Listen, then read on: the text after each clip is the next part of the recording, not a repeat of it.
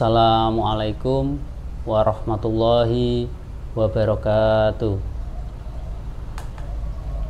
Alhamdulillahirabbil alamin wa bihi nasta'inu ala umurid dunya waddin wa ala alihi wa sahbihi ajmain, amma ba'du. Puji syukur kehadirat Allah Subhanahu wa taala yang telah memberikan nikmat yang sangat berlimpah. Salah satunya adalah nikmat kesehatan, sehingga sampai hari ini, sampai detik ini kita masih diberi nafas kehidupan, sehingga kita masih bisa menjalankan kehidupan ini dengan sebaik-baiknya. Sholawat serta salam selalu kita limpahkan pada junjungan kita Nabi Agung Muhammad Sallallahu Alaihi Wasallam, yang mana beliau telah menuntun kita dari zaman jahiliyah atau zaman kebodohan menuju zaman keemasan seperti saat ini. Pemirsa kurma yang dirahmati oleh Allah Subhanahu wa taala, mungkin kita sering mendengarkan ada ungkapan rumput tetangga lebih hijau daripada rumput di halaman rumah kita sendiri.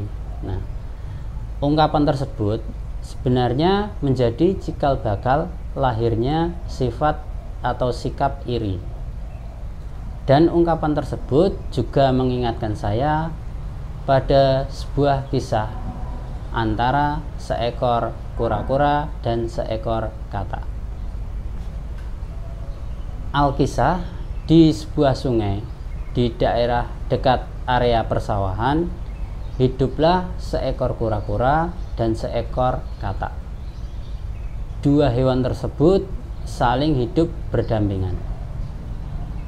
Suatu ketika hujan turun sangat lebat sekali di daerah tersebut.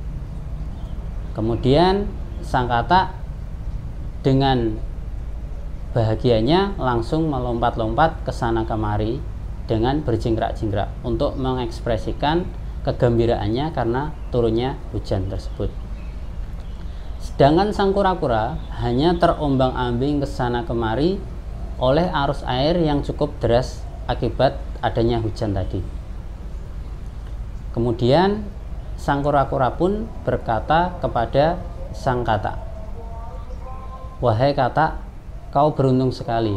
Kau mempunyai kaki yang sangat kuat, kaki yang sangat lentur, sehingga kau dapat bergerak melompat ke sana kemari sesuka hati. Sedangkan aku hanya terombang-ambing karena tempurungku yang cukup berat ini." Mendengar pernyataan si kura-kura, sang katak pun hanya tersenyum dan memalingkan mukanya. Tak berselang lama, terbanglah seekor serangga. Kemudian dengan sekali lompatan, serangga tersebut ditangkap dan dimangsa oleh sang katak. Melihat kejadian tersebut, sang kura-kura semakin rendah diri dan berkecil hati, dan sang kura-kura merasa bahwa dirinya itu lebih rendah daripada sang katak, karena sang kura-kura merasa dirinya itu tidak memiliki kelebihan dibandingkan dengan sang katak tadi. Kemudian malam harinya terbanglah seekor elang dengan tatapan yang tajam. Sang elang tersebut menatap ke arah si kura-kura dan sang katak.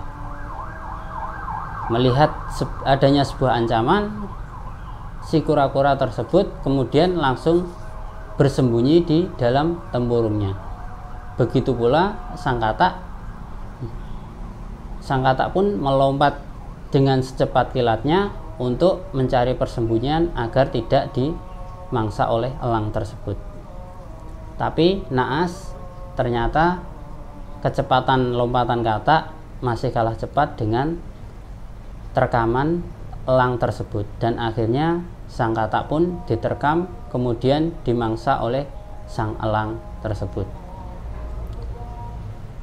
Dari kisah ini kita dapat mengambil sebuah pelajaran bahwasanya kita harus pandai-pandai bersyukur dan mencintai apa yang ada dalam diri kita, baik itu kelebihan maupun kekurangan. Hal ini sebenarnya sudah ditegaskan dalam surat Ad-Duha ayat 11 yang artinya, dan terhadap nikmat Tuhanmu hendaklah engkau menyatakan dengan bersyukur. Nah, jadi dalam surat Ad-Duha ayat 11 tadi, Allah sudah jelas memerintahkan kita untuk selalu bersikap bersyukur atas apa nikmat, kekurangan, dan kelebihan yang ada pada diri kita.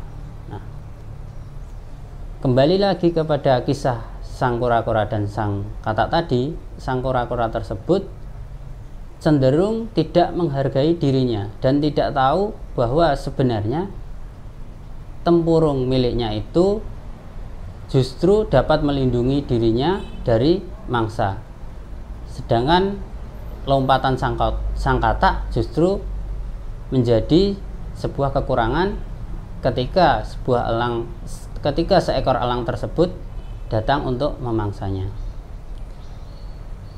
Marilah kita menjadi hamba-hamba yang pandai bersyukur atas nikmat yang telah Allah berikan. Mari kita cintai diri kita dengan cara bersyukur, karena dengan cara bersyukur itulah kita sama halnya mengutarakan perasaan cinta kita terhadap Allah Subhanahu wa Ta'ala yang menjadi Maha Pencipta dari kita semua. Mungkin sedikit yang bisa saya sampaikan. Semoga kultum yang saya sampaikan bisa menjadi sebuah pembelajaran, khususnya pada diri saya pribadi dan umumnya untuk kita semua. Kurang lebihnya mohon maaf. Billahi taufiq wal hidayah. Wassalamualaikum warahmatullahi wabarakatuh.